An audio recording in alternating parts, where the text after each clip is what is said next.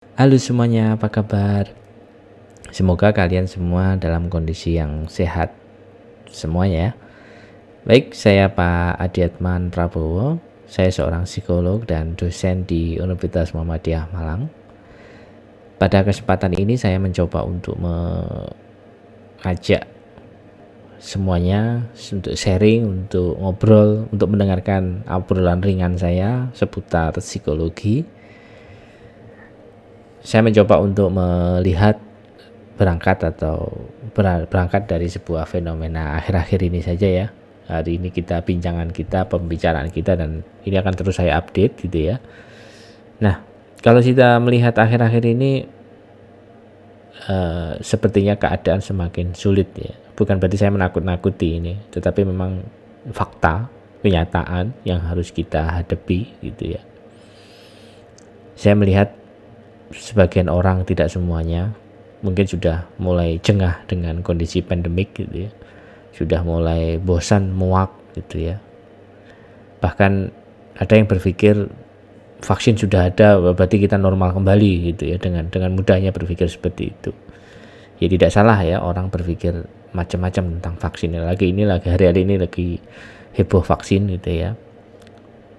Dan bahkan ada juga yang saya melihat masih mungkin ada orang yang sangat tidak percaya atau belum percaya terhadap virus ini gitu ya. Buktinya banyak orang yang masih belum pakai masker atau seenaknya sendiri dan seterusnya. Perilaku itu sangat banyak lah kita jumpai di lingkungan sekitar kita.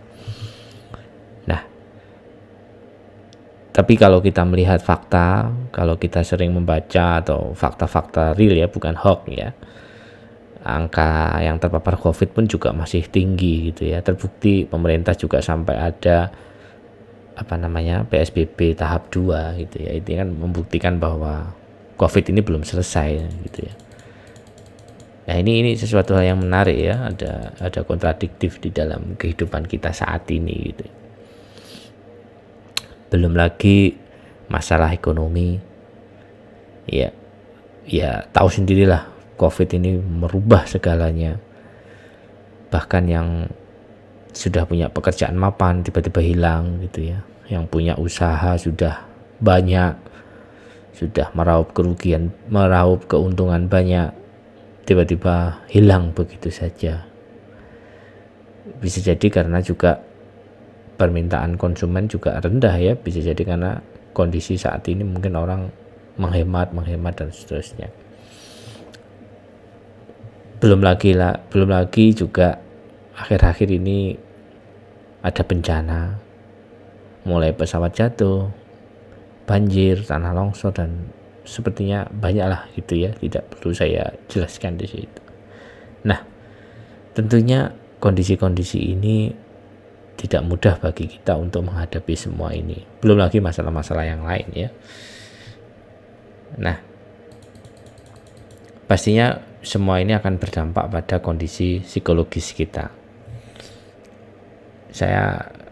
Kebetulan background saya psikologi. Saya mencoba untuk membahas tentang salah satu topik di dalam psikologi, salah satu ilmu di dalam psikologi, yaitu tentang resiliensi, ketangguhan gitu ya.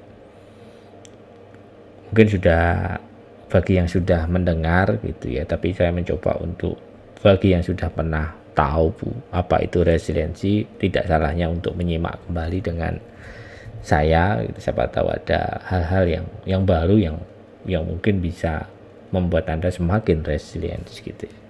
Oke, mari kita coba gitu ya, kita bedah sebenarnya resiliensi itu apa gitu ya. Yang pertama, kalau kita melihat definisinya, resiliensi merupakan sebuah kemampuan ya, bukan sebuah ya. Resiliensi merupakan kemampuan, bukan sebuah itu barang. Merupakan kemampuan yang ada dalam diri individu untuk kembali pulih dari kondisi yang tertekan dan negatif atau bahkan tidak menyenangkan. Nah, dari definisi ini saya mencoba untuk mentelaah lebih dalam gitu ya. Yang pertama yang saya garis bawahi adalah kemampuan.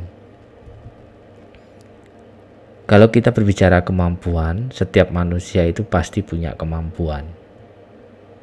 Tetapi tidak semua orang, tidak semua individu itu mampu atau meyakini akan kemampuannya atau bisa menemukan kemampuannya. Ada yang kemampuannya bertahun-tahun atau berpuluh-puluh tahun atau bahkan sampai individu itu meninggal dunia belum tahu sebenarnya kemampuan yang ada dalam diri kita atau kemampuan yang kelebihan atau kemampuan yang bisa diandalkan dalam individu itu apa gitu ya. Mungkin aja ada yang seperti itu. Tetapi ada juga individu yang dengan mudah untuk melihat potensi, dengan mudah melihat kemampuan diri kita yang ada, yang diberikan oleh Tuhan kepada kita, sehingga kita dengan mudahnya saja menggunakan kemampuan itu dengan baik. Tentunya ini akan menjadi pembahasan yang panjang kalau berbicara terkait dengan kemampuan. Yang saya garis bawahi adalah setiap manusia pasti diberi kemampuan. Itu yang harus kita yakini dulu. Jika Anda di sini merasa bahwa belum punya kemampuan, atau mungkin Anda merasa tidak punya kemampuan apa-apa, atau Anda merasa inferior bahwa Anda tidak bisa, saya itu siapa dan tidak bisa melakukan apa-apa dan seterusnya, menurut saya itu sebuah masalah yang segera harus Anda selesaikan. Karena pada dasarnya Tuhan menciptakan manusia itu sesempurna mungkin. Pasti ada yang bisa dikembangkan, pasti ada kemampuan yang bisa dioptimalkan. So, apakah Anda sudah tahu kemampuan Anda, kekuatan Anda? Tanyalah pada diri kalian masing-masing. Atau kalau Anda merasa tidak bisa menemukan, bisa bertanya pada orang lain, orang-orang di sekitar Anda, orang-orang yang setiap hari bertemu dengan Anda. Mungkin orang-orang itu bisa mengetahui potensi Anda, bisa mengetahui kemampuan yang ada dalam diri Anda.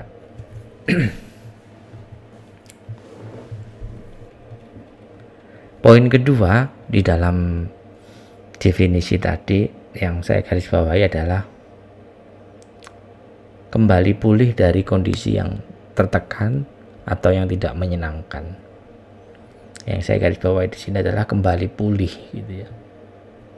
Nah, kalau kita melihat kembali pulih berarti ada kondisi yang sebelumnya yang normal kan gitu ya. Nah, kalau dilihat dari sini kan berarti ada sebuah masa di mana individu itu normal, dan ada di masa individu itu bisa saya katakan tidak normal, tapi tidak seperti itu ya. Sekarang gini, analoginya gini, nggak mungkin dong di dalam hidup ini atau mungkin nggak akan ada orang seumur hidupnya itu bahagia gitu ya. Dan kebalikannya, saya yakin nggak akan ada seumur hidupnya dia tidak bahagia gitu. Saya yakin sedetik atau semenit pun atau 1 jam pasti ada masa-masa orang itu bahagia dan ada masa-masa orang itu sedih gitu. Artinya kondisi ini sesuatu hal yang wajar dalam menjalani kehidupan ini. Kita harus terima bahwa kita harus terima bahwa ada kebahagiaan yang ada dalam diri kita, ada kepahitan hidup yang ada dalam diri kita, dan semua itu silih berganti, tidak secara terus-menerus. Kalau Anda merasa hidup Anda misalnya, saya mulai kecil tidak ada bahagianya, perlu Anda evaluasi kembali tentang hal itu. Atau bahkan kalau sampai Anda tidak bisa menemukan 1 menit pun Anda bisa bahagia, sepertinya Anda punya masalah yang serius gitu ya. Nah, artinya di sini kalau kita melihat kembali pulih berarti ada sebuah proses dari negatif menjadi positif, dari sedih menjadi bahagia, dari bahagia menjadi, atau kebalikannya gitu ya. Nah, oleh karena itu kalau kita melihat dari ini, resilient berarti ketangguhan seseorang, itu berarti kan kita bisa menghadapi kondisi yang saya sebutkan di atas tadi, di awal tadi, ya kita segera cepat pulih untuk menyesuaikan dengan kondisi-kondisi saat ini. Itulah orang dikatakan resiliensi. Jadi resiliensi itu adalah sebuah kemampuan seseorang untuk kembali, untuk survive, untuk bisa tangguh dalam menghadapi kesulitan, rintangan, atau sesuatu hal yang sangat tidak menyenangkan dalam kehidupan. Jadi kalau individu semakin cepat pulih, semakin cepat bisa menyesuaikan diri dengan keadaan yang tidak menyenangkan tadi, maka individu itu termasuk orang yang resilient. Itulah resiliensi. Semoga bisa dipahami. Nah, terus kira-kira Pak Adi, apa ya yang mempengaruhi seseorang itu resilient atau tidak, atau faktor-faktor apa ya yang orang itu bisa resilient dan orang itu sangat sulit untuk resilient? Kalau saya melihat, mempelajari dan melihat sumber-sumber yang sering saya baca, banyak ya sebenarnya, tapi saya mencoba dari situ saya merangkumnya saja, karena ini bukan kuliah, ini sharing saja. Ada 3 poin yang saya ambil yang paling penting, yang paling, bukan yang lainnya tidak penting, tapi 3 poin yang menurut saya ini paling urgent untuk saya bahas malam ini gitu ya. Yang pertama adalah faktor yang mempengaruhi resiliensi adalah regulasi emosi. Jadi bagaimana individu itu bisa mengontrol emosinya, bagaimana individu itu bisa mengelola emosinya. Karena orang yang mampu mengelola, meregulasi emosinya secara baik, maka orang itu akan cepat, orang itu akan segera pulih dari keadaan yang menyakitkan tadi. Nah, ini sesuatu hal yang penting untuk kita pelajari. Berarti membangun, berarti belajar untuk mengatur atau belajar untuk mengendalikan emosi kita. Itu menjadi hal yang penting. Nanti berikutnya bisa saya membahas 1 chapter tentang emosi ini, karena akan sangat banyak ini. Yang pertama adalah emosi ya, faktor tadi. Nah, yang kedua itu berbicara terkait dengan problem solving. Jadi kemampuan memecahkan masalah. Jadi dalam diri kita itu ada yang namanya problem solving. Ini lebih ke arah ke kognitif ya sebenarnya. Jadi bagaimana individu itu segera cepat, atau strategi atau cara individu itu dalam menyelesaikan masalah. Tidak ada di dunia ini yang orang yang tidak punya masalah gitu ya. Saya yakin semua individu, semua orang pasti punya masalah. Yang membedakan adalah cara orang itu dalam menyelesaikan masalahnya. Itulah problem solving. Jadi kalau individu itu cerdas, kalau individu itu bisa cepat menyesuaikan masalah-masalah yang ada dalam dirinya, maka problem solvingnya adalah termasuk orang yang tinggi gitu ya. Dan setiap individu pasti caranya beraneka ragam dalam menghadapi masalah. Ada yang segera cepat menyelesaikannya, ada yang menunda-nunda, ada yang memendam, bahkan ada yang lari dari masalah. Ini akan menjadi suatu hal yang menarik kalau kita belajar ilmu psikologi. Tapi secara singkat saja, Anda bisa kok bertanya pada diri Anda masing-masing, kalau saya itu punya masalah kayak apa ya? Kata Pak Adi tadi, ada yang menghindar, ada yang lari, ada yang menghadapi, ada yang menyimpan. Saya yang masuk yang mana ya? Gitu. Saya yakin bisa Anda melihat diri Anda sendiri. Nah, kalau yang paling baik mana yang Pak Adi? Ya, yang paling baik adalah yang menghadapi, dihadapi gitu ya.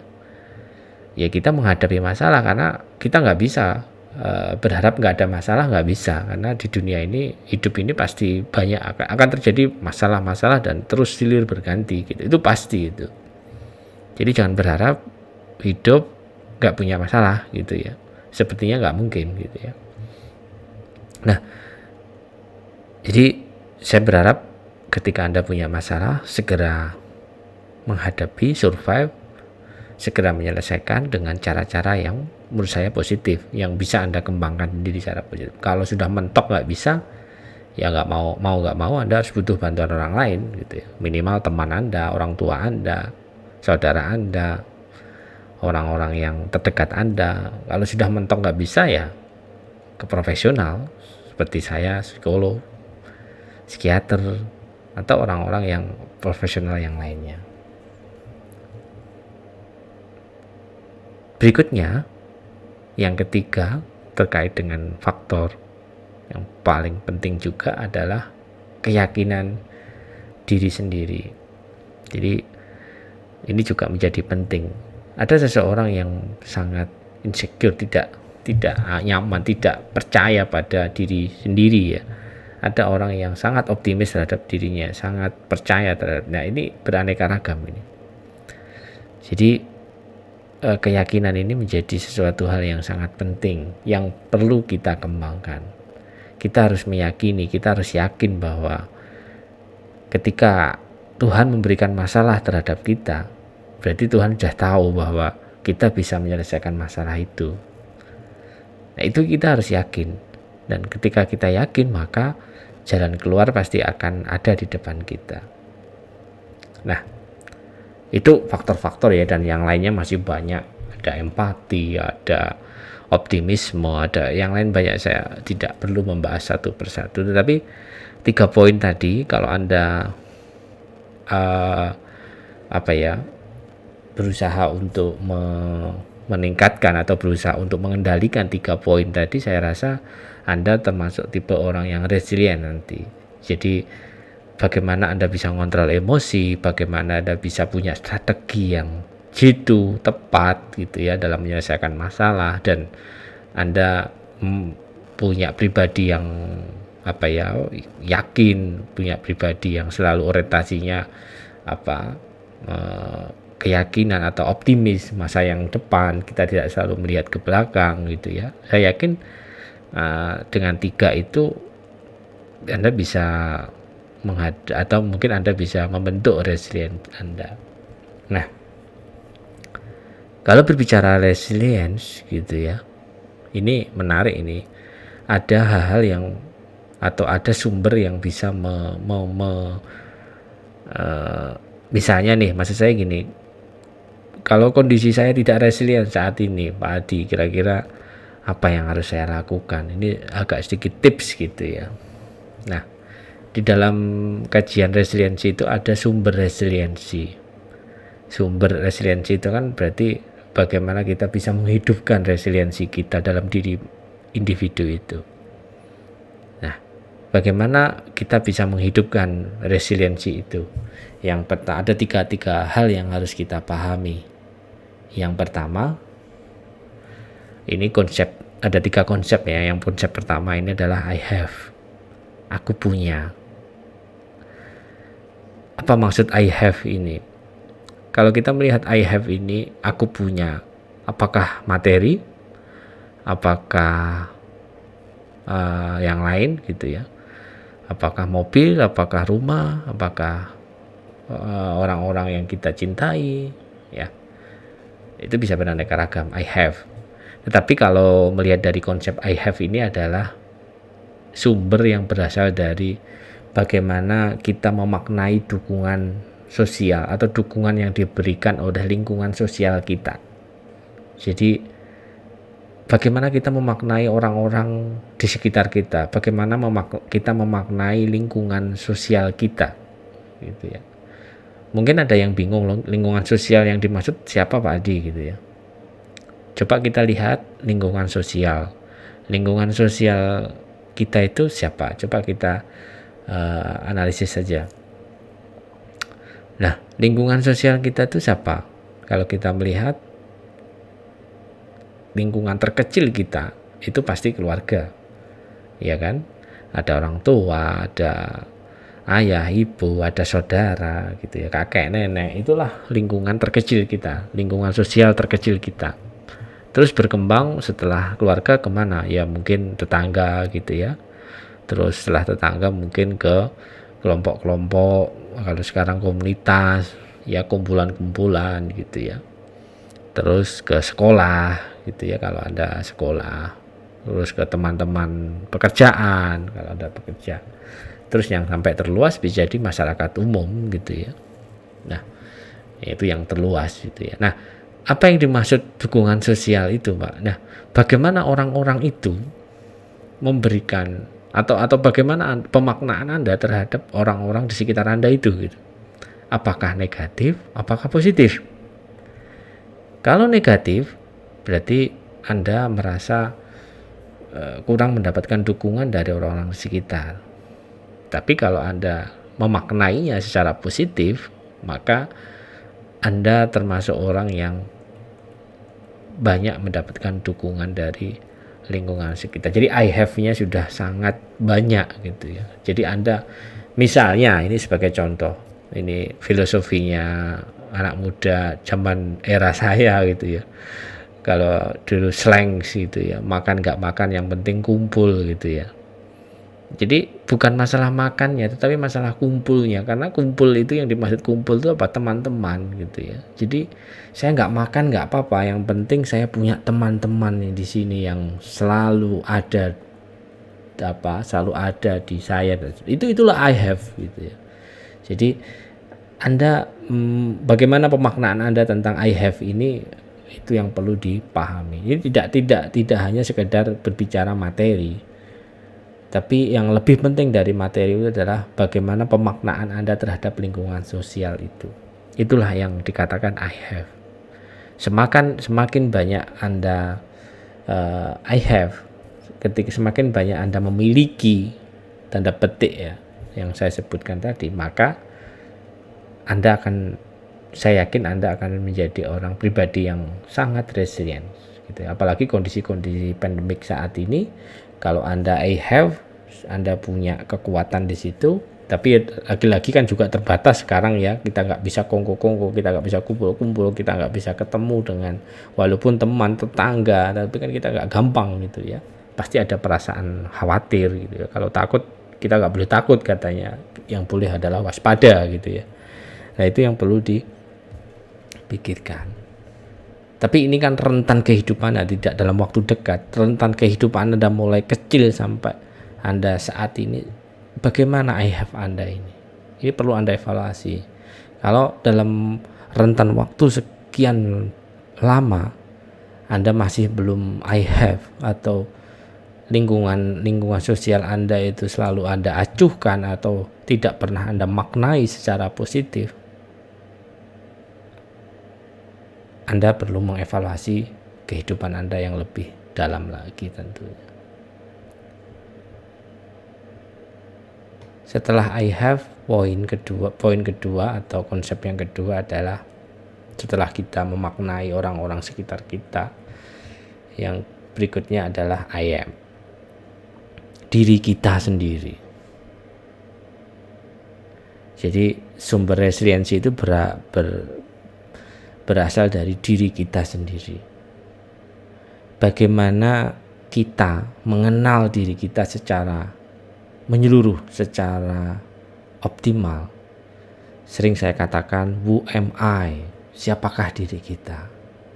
Tidak hanya sekedar saya Pak Adiatman, tidak hanya sebatas itu, tetapi Pak Adiatman ini siapa? Saya punya kemampuan apa? Saya suka apa? Kelebihan saya di mana, kekurangan saya di mana. Benar-benar tahu, benar-benar mengenal diri kita. Kalau saya kondisinya seperti ini, biasanya setelah ini saya seperti ini, maka saya harus hati-hati di situ. Itulah tipe-tipe orang yang sudah benar-benar mengenal diri kita. Saya kalau berhadapan dengan orang seperti ini biasanya akan memicu emosi saya. Berarti saya menghindar. Berarti saya sedikit menghindar. Saya sedikit meminimalisir ketemu dengan orang-orang yang seperti ini. Saya sebaiknya ketemu dengan orang yang seperti ini karena dengan seperti ini membuat saya lebih bahagia. Itulah who am I. Jadi kita tahu benar kita itu siapa dengan keunikan masing-masing. Tentu manusia itu unik. Unik yang dimaksud adalah punya kelebihan, di sisi lain juga mau gak mau kita pasti punya keterbatasan, kelemahan. Itulah UMI. Dan yang terakhir adalah konsep I can. I can di sini adalah kita bisa apa yang kita sudah lakukan. Yang ketiga ini jadi sumber resiliensi yang berasal dari apa yang sudah kita lakukan seumur hidup kita. Coba sedikit sambil merenung sampai usia saat ini, kira-kira apa yang sudah Anda lakukan? Lebih banyak hal yang positif atau bahkan masih ke hal yang negatif? Anda bisa melihat sendiri, Anda bisa merenungkan sendiri. Jika masih kurang banyak, tidak ada salahnya untuk memulai lembaran baru, tidak ada salahnya untuk masih mengejar selama masih kita bisa bernafas, masih kita diberi nyawa oleh Tuhan. Itulah sumber resiliensi yang ketiga, yaitu I can. Kalau kita sudah mulai terpuruk gitu ya, kalau kita sudah mulai lelah dengan kehidupan, tetapi kalau kita ingat apa yang sudah kita lakukan untuk masyarakat, untuk lingkungan kita, bahkan untuk dunia gitu ya. Dan kalau kita sudah bisa melihat banyak yang sudah kita lakukan, saya yakin kita akan bangkit kembali dan akan pulih kembali seperti definisi resiliensi tadi. Jadi akan segera mudah untuk memulihkan kondisi kita, akan segera mudah untuk bangkit dari keterpurukan ini.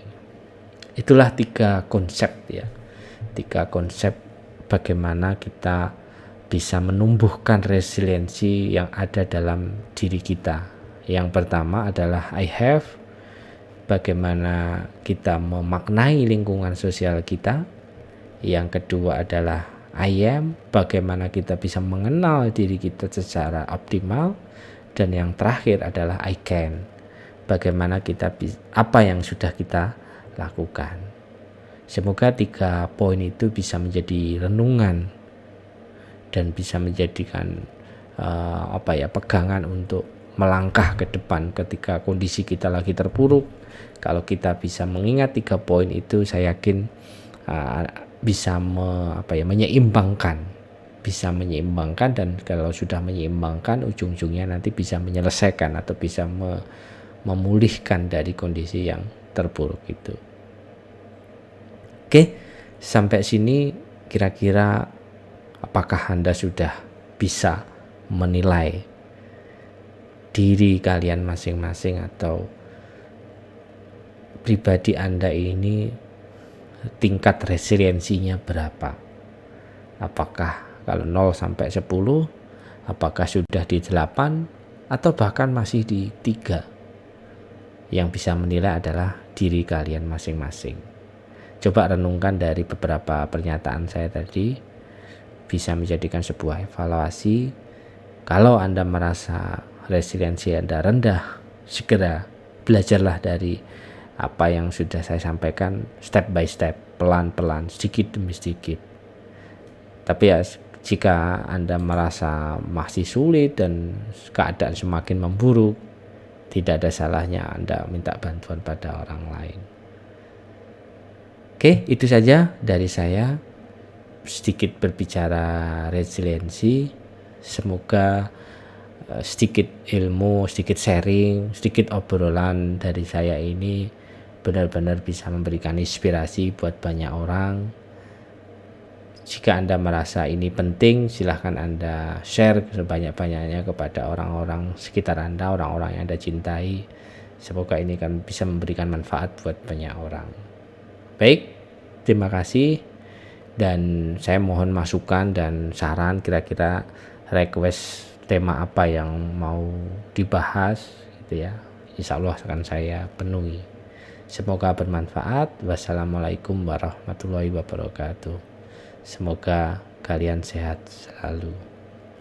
Amin.